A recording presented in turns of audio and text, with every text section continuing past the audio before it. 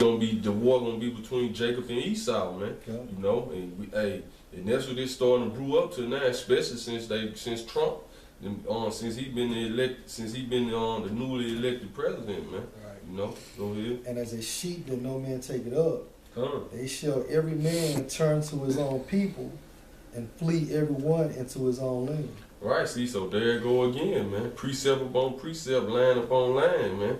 We're reading this out of Jeremiah, Isaiah, then the brother reading in 2nd Esdras, man. You know? And then the brother got the article, which linking right up with it, man. You know? So it ain't no escaping it, man. Mm-hmm. But it's just the men of the Lord preparing spiritually. And then you got these corner people, they gonna prepare physically, man. You know, which their heart's gonna fail them, man. Because you gotta prepare for this thing mentally, man. And in the battle, man, whether it's a sports arena, whatever, if you don't prepare mentally, man, you gonna lose, man. It's all about preparing for stuff mentally, man.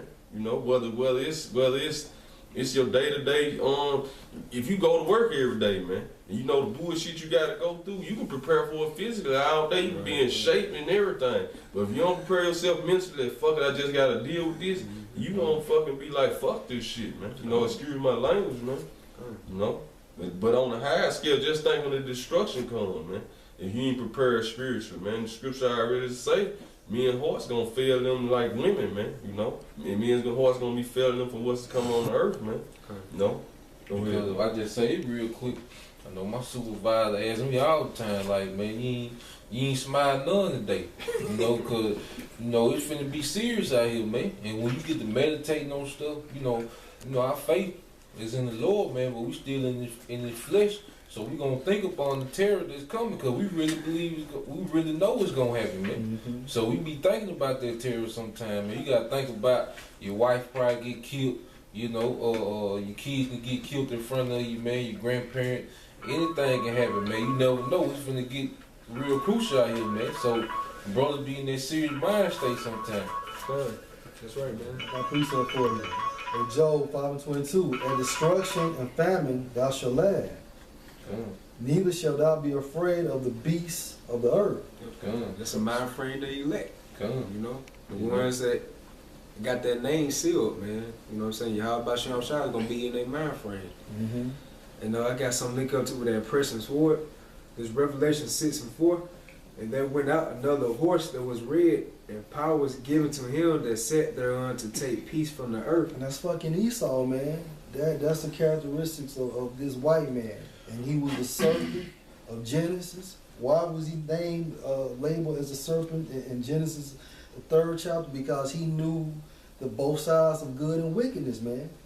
This dude is crafty and he's evil, man. He's set up to be the counterpart of Satan on earth, man.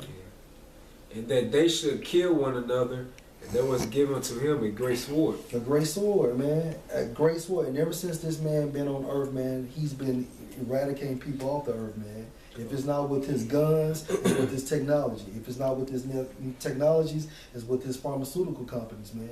You know what I'm saying? Or you put you in a fucking building, and you breathing that shit called, what's it called, asbestos? Yeah, and that shit just fucks you up even worse, man. Like, bro, y'all saw it bring out how they were responsible for all the death on earth, man. You know, in the book of Revelation, it talks about they were responsible for all the death on earth, man. You know, that's he just a destruction counsel that got to be taken out, man. That's right. Going back to Cain, that's why the scripture said he was a murderer from the beginning, man. Yeah. So like you were saying, since he been manifested on earth, man, he you know his spirit. He been, and then the scripture said he a vessel of wrath fitted for destruction. So what does that mean? He just about destruction, man. That's it. You know, going back to the scripture brother read in Revelation. Yeah. You still want this in the second episode? You come get yours out. All right. This is Revelation chapter 2, verse 10. Fear none of these things which thou shalt suffer. Start at verse 9. Verse 9. This is Revelation 2 and 9. I know thy works and tribulation and poverty, but thou art rich. See, so there you go, man. Somebody get 2 Esdras 6, like the 4th chapter, where it say those who have built up faith as riches. Read that again up. This is Revelation chapter 2, verse 9.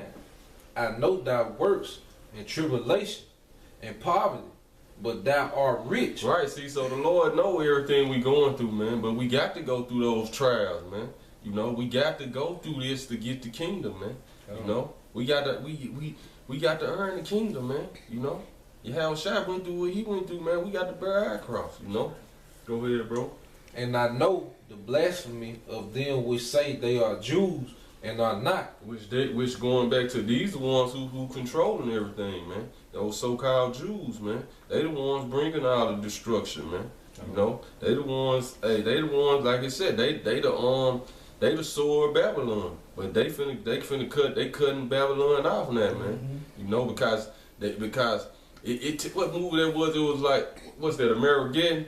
Or was it where they say like the only thing standing in the way of the New World order is a strong America, man. Why? Because America the most armed country on the earth, man. Patriotic, right? All the other countries, like every other country, they citizens don't own guns like this, man. Yemen number 2 though, but that's why they started that war in Yemen, man. Because America number 1 for its population with the most armed, as far as their citizens, and then Yemen number 2. So that's basically, you know, they attack Yemen too because they backed by Iran, you know, but one of the main things too, they citizens, like, they the second behind America and the most armed as far as your citizens, man. You know? Go ahead, bro. They said, but are the synagogue of Satan. Come, man. They the synagogue of Satan, man. You know? Come. Verse 10. Fear none of those things which thou shalt suffer. Behold, the devil shall cast some of you into prison, that he may be tried. Right, man. So, you know, some of us gonna be cast into prison, man. It's already written for us, man. You know, we just gotta build up our faith, and when that time comes, we just gotta be strong, man, and remember the scriptures, man. But like I said, wisdom and knowledge should be the stability of our times, man.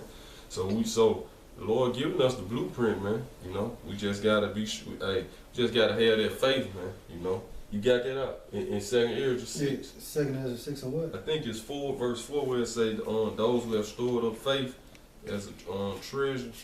Which going back to, when it say, behold, the devil shall cast you into prison, they let you know who's the devil, man. So-called white man, because ain't no half man, half goat with horns gonna be casting you into prison, man. That's right. You know, walking around here grabbing brothers up, putting them in prison, man. Gonna be a so-called white man, man. And that goes to show you can filter that Project Megiddo legislation through within that scripture right there, man. Because that right there gives them the go-ahead to put Israelites in jail, man. You know? Yes, it's verse 5. Start at verse 1, though. All right, 2 Ezra. Oh, go ahead, Rob. You want to say something, bro? No, go.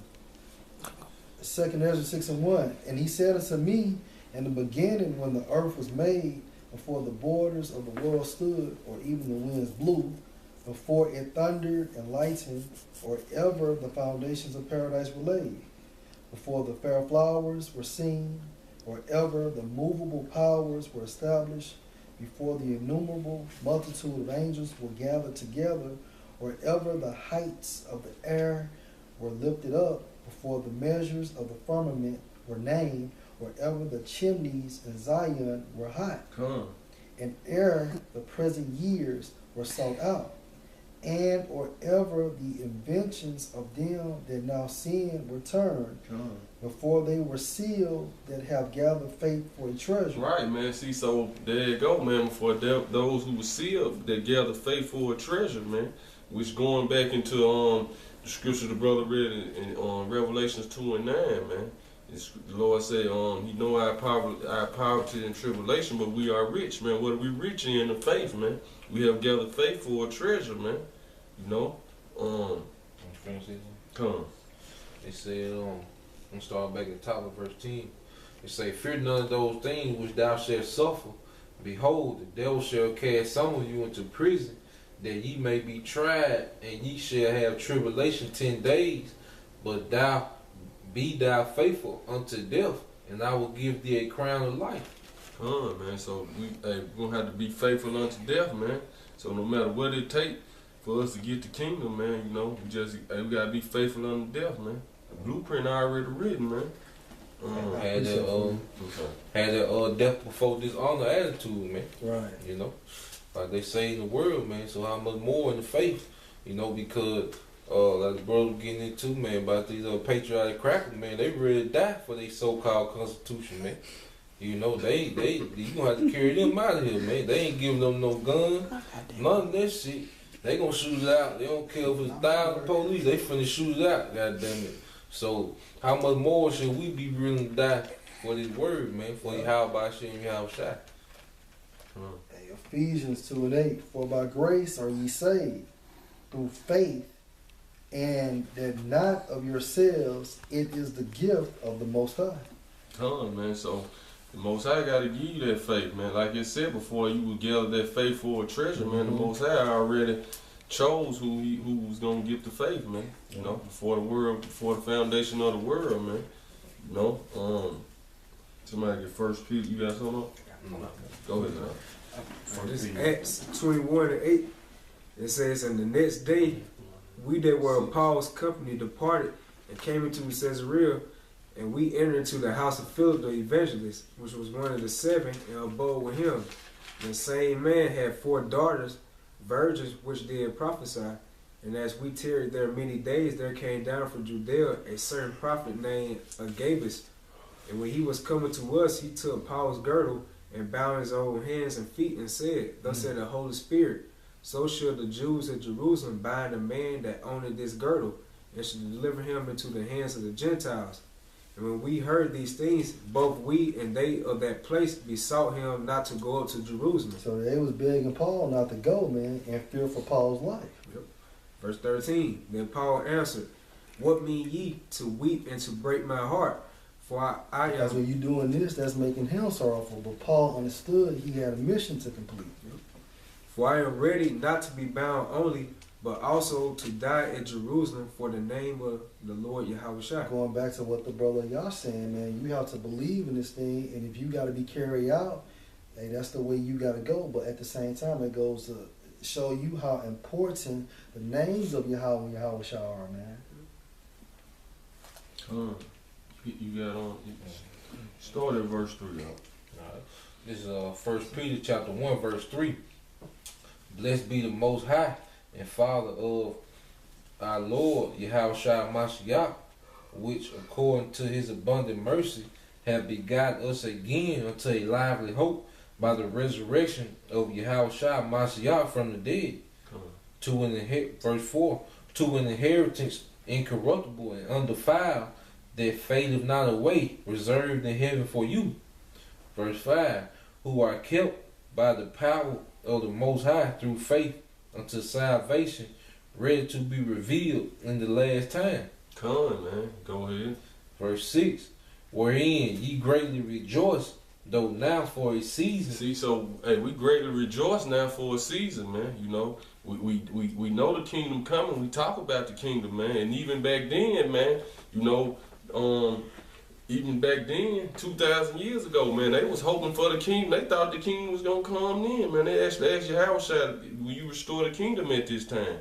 But he told them, okay, it's only in the Father's hand. The angels don't know, or he don't know, man. You know, but I'm sure they weren't thinking in their mind, it's gonna, hey, we gonna die. You know what I'm saying? We're gonna go through 5 or 6 generations, and you know, they weren't thinking that. They was thinking the kingdom was gonna come right then, man. They had just a man. They just seen the Lord, man. He died and rose and went into the power seat, man. You know what I'm saying? He ascended to the heavens on the right hand of the Most High. Just think of them seeing that. So that's why they was like, after that, they died for, you know what I'm saying? They set themselves to die for what they believed in, man. But I know in their mind, they was like, the Lord coming back, man. He gonna save us, man. But in the day now. Right, in the day now, man. You know? But hey, that's been 2,000 years ago, man. And the kingdom still haven't came, man. You know? Go ahead, bro. Now you gonna say something? That's just why it's important, you know, that's why prophecy is so important, man, so you can keep up with the timeline, you know, because before you know, back in the time of Peter and them, Deuteronomy 28 and 6, they ain't even happened yet. You know, before we came over here in slave ships. But you know, they were looking forward to their kingdom in the day, man. But that's why the prophecy is so important. Because I seen guys saying that prophecy ain't important because everybody know, but everybody don't know, man. It's a timeline to these things, man, and the prophecy kind of pinpoint exactly where you at according to the timeline, man. That goes to show you Isaiah 8 and 20. It tells you, they get that, Scott. Well, I get it, and then somebody can break it down. Just going back to what you saying, Yash, because you gotta prophesy, man. What is it you want to? Isaiah 8 and 20, you can break it down. Hey, to the law and to the testimony, if they speak not according to this word, it is because there is no light in them. Come, man. So there you go, man. You know, into the law and to the testimony, man. You know, so like the scripture said, a testimony of Yahawashi is the spirit of prophecy, man. So for you to say that prophecy don't matter, you don't got the testimony of Yahawashi, man. You know.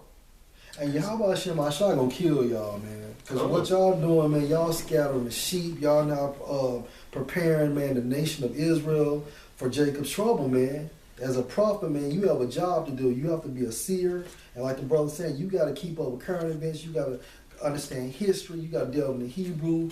You got to delve into Greek. So you have to be an all-around player within the truth, man. But if you just scoff and so on and so forth, man, you're not doing nothing but scattering the sheep, man, and you're going to be destroyed, man.